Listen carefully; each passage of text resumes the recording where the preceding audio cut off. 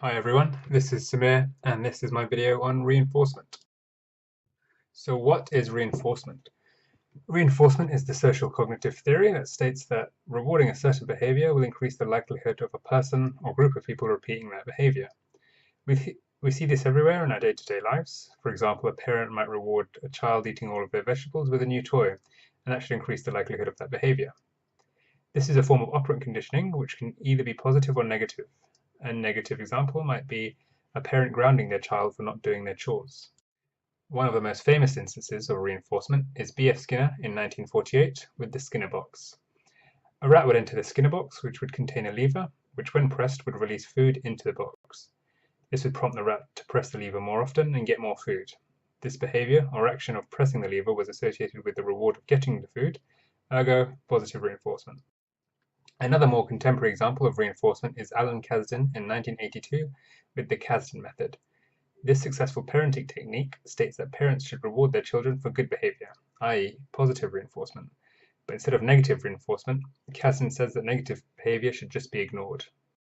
Reinforcement is often conflated with conditioning, but the two are completely different models. Whereas reinforcement involves rewarding or punishing a certain behavior in order to promote or dissuade that behavior, conditioning is simply association. Pavlov's salivating dogs is one of the most famous examples. Dogs drool at the sight of food and not the ringing of a bell. If the dog heard the sound of a ringing bell as it was shown the food, it would eventually associate the bell with the food and start drooling purely because of the ringing bell. Examples of determinants for reinforcement include self-efficacy and anticipated regret. Self-efficacy, as a person has to believe that they can perform said action. If a person doesn't believe they can achieve something, then it doesn't matter what reward you offer them. Additionally, a person may feel anticipated regret if they don't get a reward or receive a punishment due to an action. One parameter is the lack of generalizability. Not all rewards can be applied to all scenarios. For example, some people may not be motivated by money, so it is specific to the situation at hand. Another parameter is that it implies the action or behavior is binary, either good or bad, and therefore doesn't allow for complexity.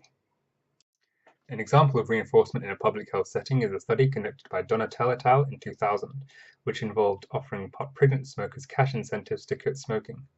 Participants were split into an experimental group on the left here and a control group on the right. The experimental group were offered cash incentives if they didn't smoke for that month, as well as a support worker to help them, who would also receive money if the participant hadn't smoked. This resulted in 32% of the group quitting cigarettes. The control group weren't offered money or support, and at the end of the study, 9% had quit smoking. The study adheres to the method and determinants listed previously. Offering money for staying away from smoking is a clear example of positive reinforcement, especially as the participants were from a lower socioeconomic class.